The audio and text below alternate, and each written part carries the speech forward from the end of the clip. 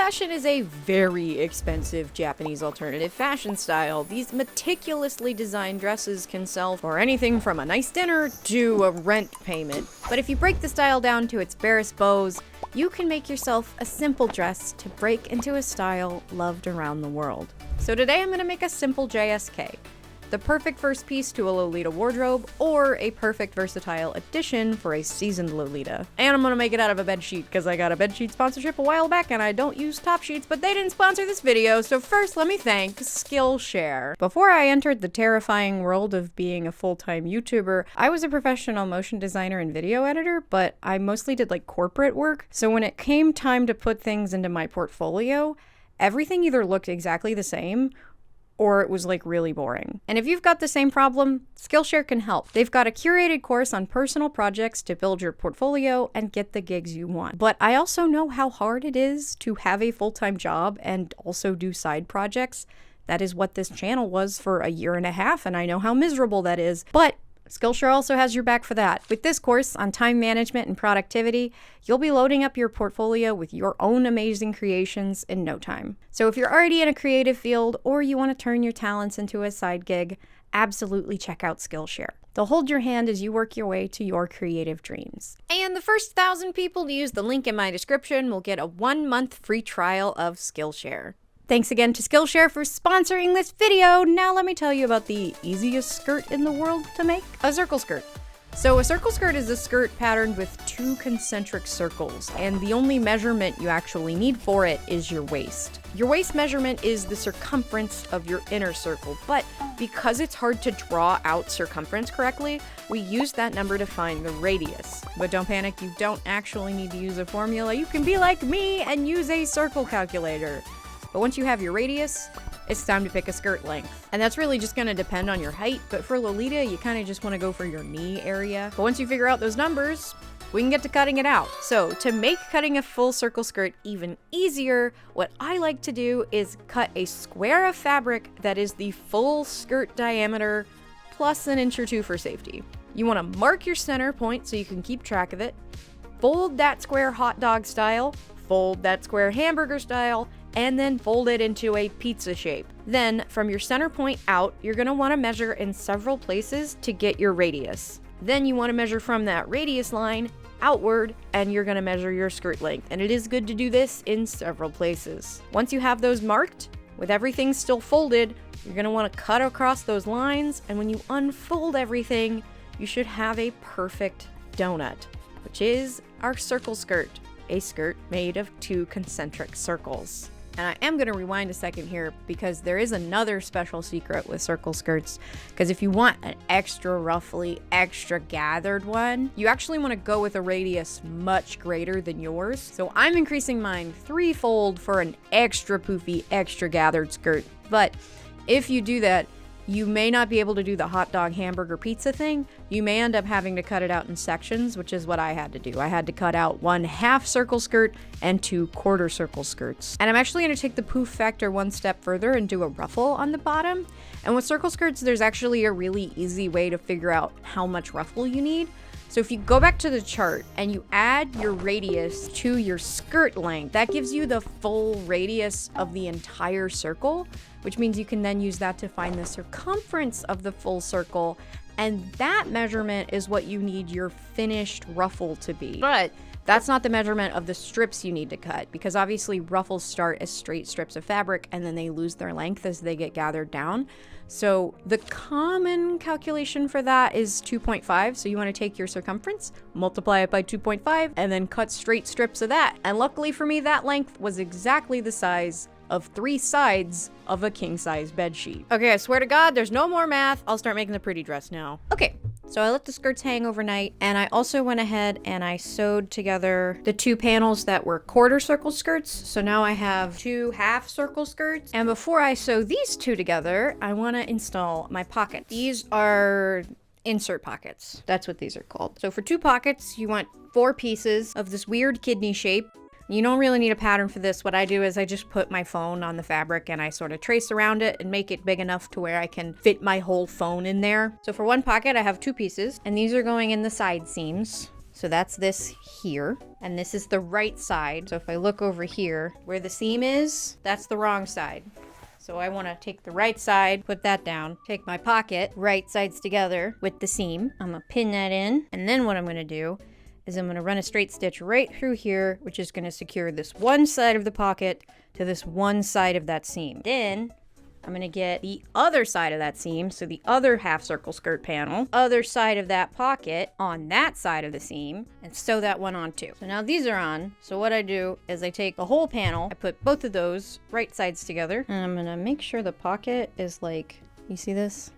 I'm going to make sure the pocket is not like getting into the seam, because now what I'm going to do is sew from the bottom of the pocket opening, so from the bottom of that stitch we just did, all the way down to the bottom. So we're creating the actual seam now. So now the bottom is sewn together. So what I want to do is get my pocket bags over to the wrong side, and then I'm going to sew around the edge of the pocket bags, and that creates the pocket. So now it looks a mess because I haven't pressed it. It's going to look real bad until you press it, but get your hand in there and you got a little pocket.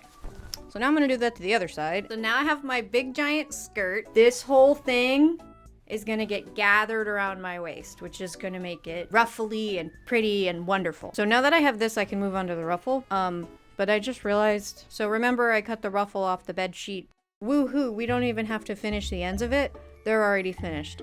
Well, I did just realize that this is real wrinkly and I need to iron all of it now, because once it's gathered, I'm not going to be able to iron it anymore. I will be able to like steam this dress when it's done, but in general, when you have gathers like this, you can't really iron them after you sew them together, so it's really important to iron the crap out of them prior to sewing them together. This is 100% cotton though, so it will wrinkle, and if you're working with 100% cotton or linen or any natural fiber really, you should really keep that item hanging at all times because natural fibers get real wrinkly. Okay, I have my giant strip of fabric now that's all sewn together and ironed and serged across the top, and now I'm gonna gather it. And I think I've tried maybe every single way ever to gather stuff on this channel, and I have not quite found one that I love yet. The one I always come back to is the real lazy way where you just mess with the tension on the machine. And I did do a little test on a scrap piece of this fabric, and it does seem like it'll work with this fabric. This really only works on lighter weight fabrics. It works particularly well for very lightweight fabrics.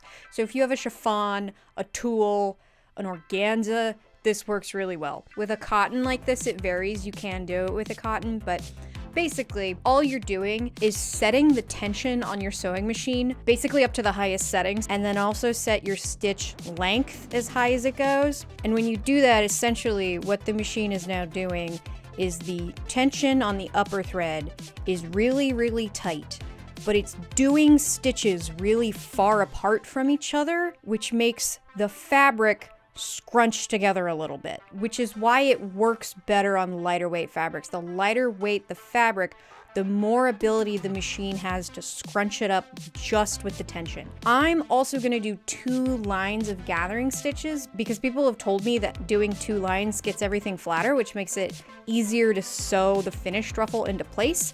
But doing 2 lines is also going to gather it up even more. So I'm doing 2 lines of high tension, long stitch, straight stitches all the way across this fabric. And that should give me a pretty nice ruffle. The big problem with this method, unless you're like really good at math and are willing to like measure stuff and take calculations for each specific fabric that you do this with, it's a little impossible to know how much finished ruffle you're gonna end up with. So if you're gonna do this, you wanna make sure you have a pretty long strip of fabric, or else you risk not having enough ruffle for where the ruffle needs to go. This has happened to me before. All right, here's how the ruffle's looking. It's all ruffled. The ruffle goblin in me is like, that's not ruffled enough, but the skirt is gonna be so gathered that if this is too ruffly, it's just gonna become way too much. And that's sort of what happened with my Miku skirt with its ruffle, was that ruffle was so ruffly, but then the skirt was also really gathered. So it just became too much. So hopefully this won't be too much. But to get this on, I'm actually gonna take my big giant circle skirt, I'm gonna lay it on the kitchen floor so I can pin the entire ruffle on it, because I really need to know if I have enough ruffle to go all the way around the skirt, and if I don't, then I'll come back here crying. But if I do, basically all I have to do to get the ruffle on is pin it to the circle skirt right sides together, and then come back up here and do a straight stitch all the way around it, making sure that that straight stitch is further in than my 2 lines of gathering stitches, because if it wasn't, then you'd see the gathering stitches, and that's not cute. Okay, I had more than enough ruffle, so no crying required. I got the ruffle on, and it looks pretty good. It does right now feel like it's a little bit long. It's going quite a bit below my knees, but I actually kind of wanted that because the goal for this dress is I really want something I can like dress up and have it be like full Lolita, but I also want something I can wear like casually. Weirdly, my other goal for this was I wanted a dress that I could like wear on a plane, and I know that sounds really weird, but when I went to KatsuCon, I wanted to wear my JSK on the plane so that I didn't have to pack it, but my black JSK that I've made is too short, and so my butt was on the seat. So having a little bit longer of a skirt sounds kind of appealing. I know that's a weird thing. Anyway, I'm gonna gather down the waist, and I am gonna do this in the do 2 sets of gathering stitches and gather them down by hand thing. And if you don't know how to do that, all it is 2 straight stitches with totally normal tension this time, but you still want a long straight stitch. And you also want to make sure that when you start that stitch, you've got a nice long tail coming off the bobbin. What you're gonna do is you're gonna grab your bobbin threads and pull the bobbin threads, and that's gonna gather everything up. And yes, you have to use the bobbin threads and not the top threads. If you wanna know why, you should go watch the Shein video, because I actually explain how sewing machines work in that. But essentially the top thread is making little loops, while the bobbin thread is just going through the loops. So the top thread doesn't pull very easily, but the bobbin thread does. Oh, the other thing you should do if you're gonna gather this way is do it in sections. So I gathered each panel individually, so I stopped when I got to the pockets. It just makes it easier to keep track of how much you need to gather it down. Like, so the back panels are a 1/4 circle skirt, so those need to be a 1/4 of my waist, and the front panel is a 1/2 circle skirt, so that has to be 1/2 of my waist. It also helps reduce breaking the thread, because if you try to do it as the whole thing, the likelihood that you're gonna break one of the threads and have to completely start over is pretty high, so do it in sections. Okay, so I want to make sure everybody's on the same page here about why I'm calling this thing an alphabet soup and not just a dress. So JSK is short for jumper skirt. We call it a JSK because that's what the Lolita fashion companies have abbreviated jumper skirt as for a long time, so we just all call it that. The other abbreviation for dresses you'll see is OP, and that means one piece. And legit, the distinction between them is that one pieces have sleeves and JSKs don't. Generally, JSKs are supposed to be worn with blouses. You will see coordinates where people wear JSKs without blouses, but I would compare it to like wearing overalls without a shirt. Like, you can do that, but you know, it's a very different vibe. Most of the time, coordinates without blouses are kind of considered experimental or alternative. So if you're just getting into the fashion and you actually want to like feel like you're wearing Lolita, absolutely get yourself a blouse from literally anywhere. Get a white one or a black one, that'll go with everything. Having a JSK be your first piece is a really good idea, because then you can pair it with lots of different blouses, so you can wear it in lots of different ways. JSKs also come in lots of different cuts. So this one I'm wearing here is a common style where it's just like a strap. I don't really like this style of JSK. When I wear these, I tend to cover up the straps because I have really broad shoulders. They don't look super flattering on my shoulders. So I like a more full coverage strap, and that's exactly what I'm making today. And funnily enough, the pattern for it might be a little familiar. I have a JSK pattern that I made out of a JSK that I have, but I cannot find that pattern. It's what I used for that black dress that I wear all the time. I can't find that pattern anywhere. I looked everywhere. I also have 2 Otome no sewing books. These are real Lolita sewing books. They actually also come with patterns. The problem is the patterns are like all printed on top of each other, and I just did not feel like trying to figure that out. Especially when you make a JSK, if you're gonna do a circle skirt, you really only need a pattern for the bodice. And I was looking around at the patterns that I do have, and I sort of realized the pattern for my Miku blouse could actually be altered into a pretty good JSK pattern. So that's what I did. I have all the bodice pieces cut out. So there's a couple ways you could construct this. I have decided to do this with flat lining. Flat lining is basically where you take 2 layers of fabric and you sew them to each other flat so that they become 1 layer. I did my flat lining on the serger, so I just serged the 2 layers together. So now I have the pink on the outside, the white on the inside. I'm lining it for a little bit of structure. It also makes them a little thicker, which makes it just easier to put together. You don't have to flatline on the serger. You can also just do a regular straight stitch around the edges.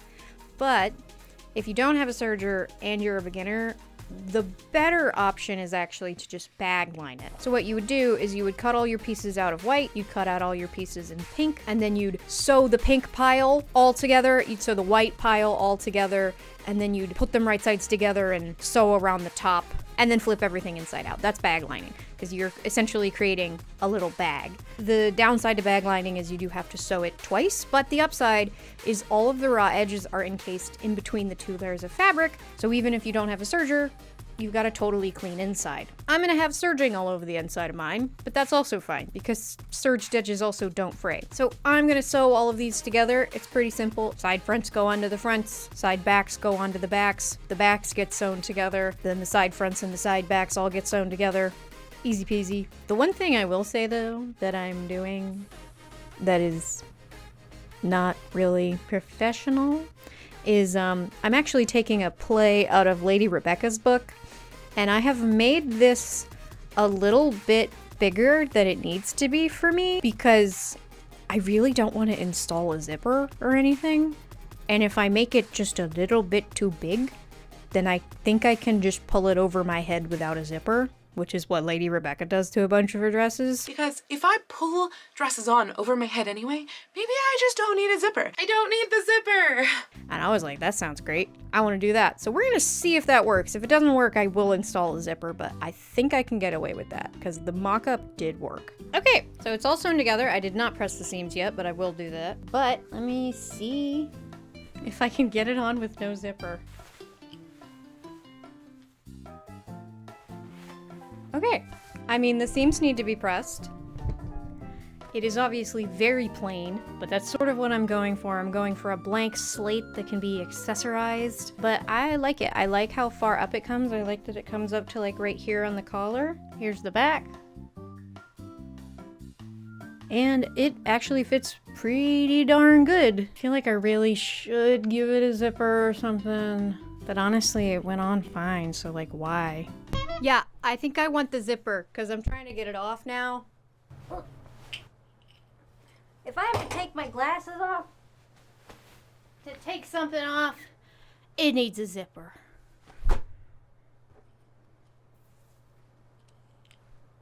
That was traumatizing. So I begrudgingly made room for the zipper and then further avoided doing the zipper by finishing the armholes, which I just did with bias tape. So I sewed it right sides together onto the armhole all the way around, and then I took that, folded it over, and then folded everything over again so that all the bias tape was on the wrong side, and then I did a top stitch all the way around, and that looked fine. This looks a lot nicer if you go through by hand and sew the inside of the bias tape onto the lining by hand, which is what I did for my Miku sleeve holes. And those look a lot nicer because you don't get the top stitch, but the top stitch is just fine for this, and this is something I want to get a lot of wear out of, and the top stitch is a little more durable. And to finish off the neckline, so that whole thing was serged, I actually just decided to flip the serging over and do a teeny tiny little baby top stitch right next to the edge because I thought that would look nice. And it's not the ideal thing to do because there is the possibility that the serging will like flip up over, especially on the straps, but I think it looks really cute. I really like teeny tiny top stitches near the edge of stuff. But yeah, then that was ready to get attached to the skirt. So then I could finally get the skirt onto the bodice, but the thing is every time I have a gathered skirt that goes into a bodice, It always ends up weird for me. I always end up with parts of the gathers outside of the seam allowance or the basting stitches outside of the seam allowance. But this time what I did to try and help myself with that was I pinned it horizontally exactly where the bodice was so that I knew where that was. And then I also pinned a bunch of the skirt vertically way further away so that the skirt would stay out of the way and I wouldn't end up with weird folds. And then I just very carefully sewed it, making sure I was staying further in than those gathering stitches and also flipping up occasionally and making sure the bodice was in the place that I thought it was. And I have to say, I have never in my life sewn a gathered skirt onto a bodice or a waistband and have it come out this perfectly. I'm so proud of this. This is so beautiful. Truth be told, the zipper's not on yet, but like, I love this and I want to live in this every day. It's so pretty and poofy and pink, and y'all, it feels like my bed because it's my bed sheets.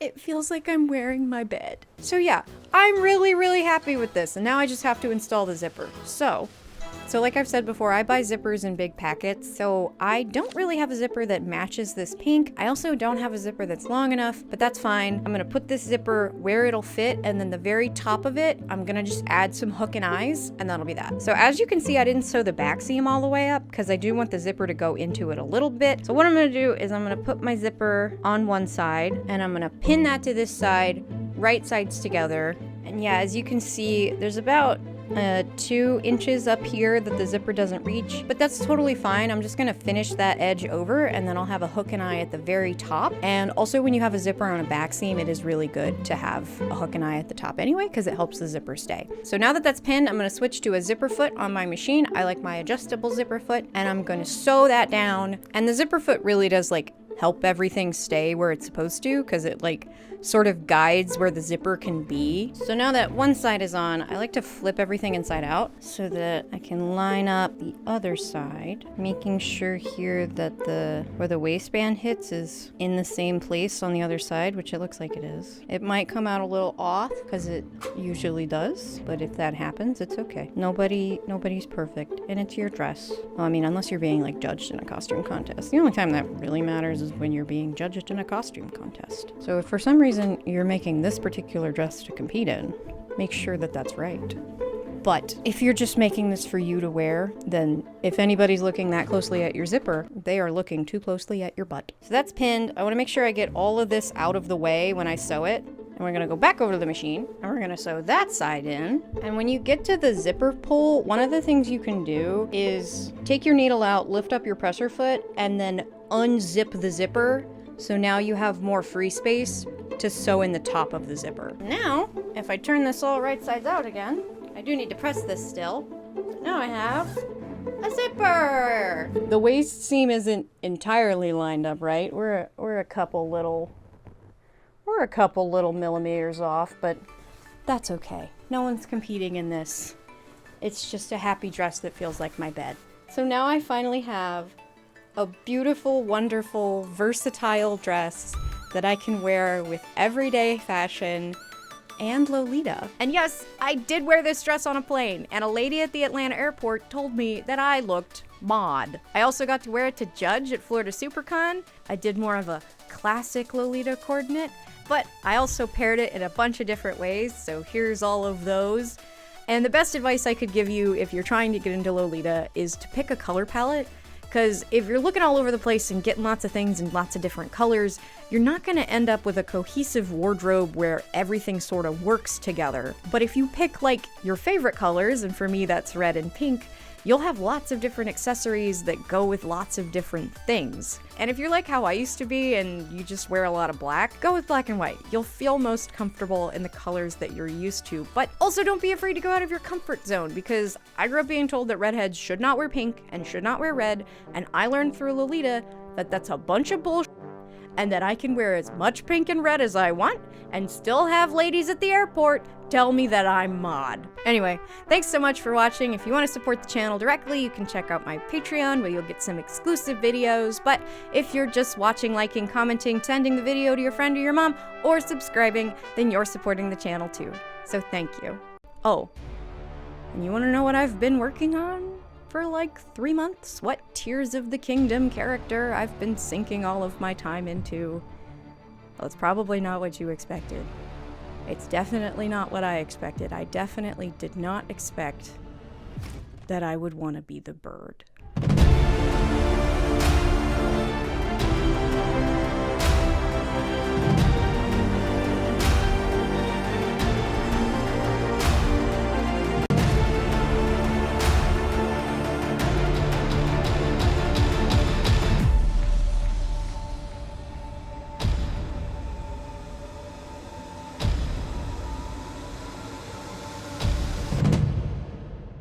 Thank you to the patrons: Savannah, Hime Dairy, Cookie, Honeybean, Brittany, Lena, Butter, Shelly, Lay, Cord and Nora, Princess of Pastels, Marshy, Maria, Kelly, Spooky Kitsune Cosplay, Luxtrous Cosplay, Jennifer, Lily, Lunar Lepus Cosplay, Sherry, Hadil, No Roman LOL, Katie, Amai Jelly, Belly Slava, Hania, Fake Smiley 7, Sebastian, Amar, Simrel, Matcha Kit Kat, Walter, Stephanie, Mo, Jodai, Nightwolf, Bingus Owl, Aurora Polaris Cosplay, Aaron, Tamaki Potato, Gabby Bear, Neil, Jessie Chu, Renee, Sarah, Kiwi Kikos, Another Zip Tie, Hazel, Alec, Jenny, Lady Senshi, Rambulan Cosplay, MT Gret, Jenna, Constance, Yuld, Rory, Kimberly, Tam Tam the Tailor, Ray Sparks, Nanaru, Legfish, Amanda, Connie, Paul, Joby, GT Cosplay, Zihibi Cal, Sanzuffles, AK, Claudia, Katie, Snot Muncher, Allison, Queen Platypus, Riri 16, Taylor, Tessa Bow, Shell, Alyssa, Melissa, Akima Aki, Chibi Elise, Rainbow Lola Gloom Shroom, Infinite Salad, Meba, Kelly, Hubasta, Magda, Chai, Sky, Alba and Brent, Ash, Sleepy Ellie, Audrey, Ben, Basie Stitches, Sunny, Coco Yumi, Skasa, Ariana, Articus, Minor, Food Penguin, Emmy, Alyssa, Katie, Experimental Blue, Toby, Shellman, Alice, Rebecca, Slush Puff, aka Corn Copy, Avandaria, Samantha, Faybound, Adriana, Amber, Kim, Saigni Cosplay, Kaimatsu, Block Kitty DJ, Meredith, Taylor, Sarah, Calbones, Lunar, Gaia, Lularush Cosplay, Marcy, So Into Music, Andrew, Julian, Cam, Zen, Pin, Snip, and Clar.